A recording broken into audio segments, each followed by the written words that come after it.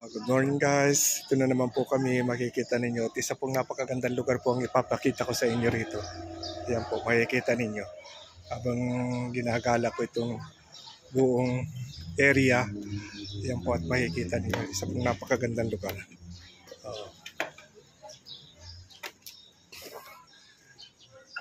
Sulit na sulit po ang pagpunta namin dito. Napakaganda po ng lugar. Mga floating cottage po ito. Yan po ang makikita ninyo rito. Kaya guys, kung kayo makakarating dito, talagang masisiyahan kayo. Isa ito sa napakagandang lugar na napuntahan ko rito sa Calauan, Laguna.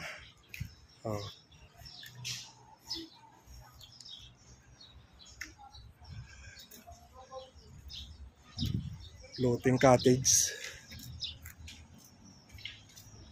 Ayan po.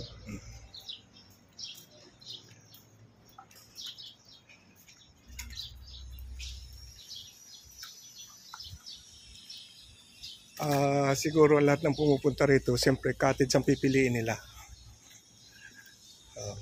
Kasi lahat po floating cottage ayo, makikita ninyo.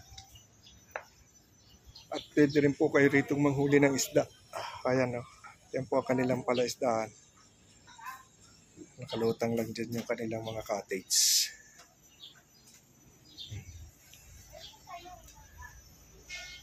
Ayan po, lalaki ng isda eh.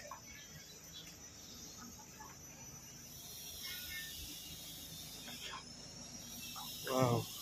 Ayan guys oh. Bawat sulukan, lalaki ng isda oh.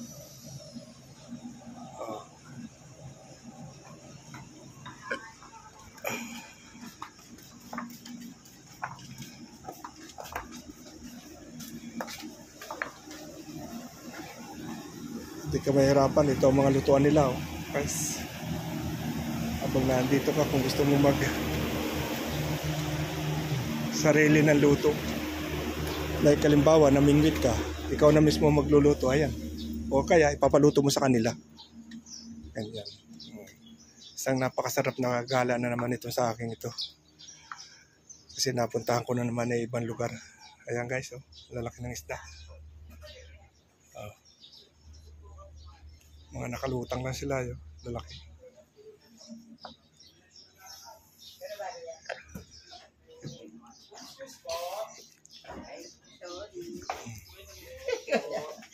Nag-iisa ka ha?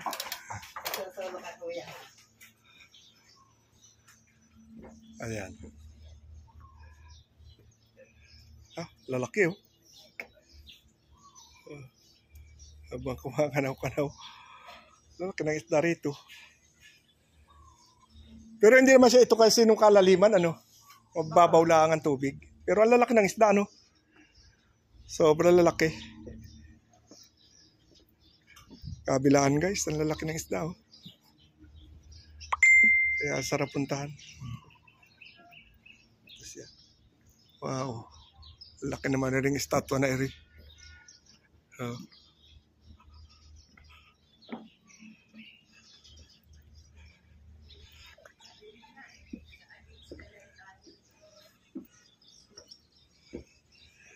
Alam nyo guys, isa sa may pagmamalaki itong napuntahan kong ito. Sobrang ganda eh. Maluwang pa ito. Hindi kaya yan. Ang daming isda oh. Guys, kung mamimingwit ka, puro tilapia lang ito. Kaya lang iba-iba yung kulay. Panay tilapia siya. Yan guys oh. Ang lalaki oh. Kaya tama pala talaga na pwede kang mamingwit dito.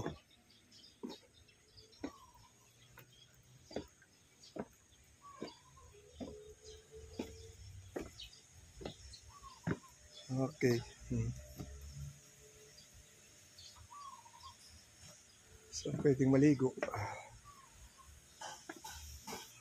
Okay guys. Thank you so much sa inyo. Sana magustuhan nyo ang video ito.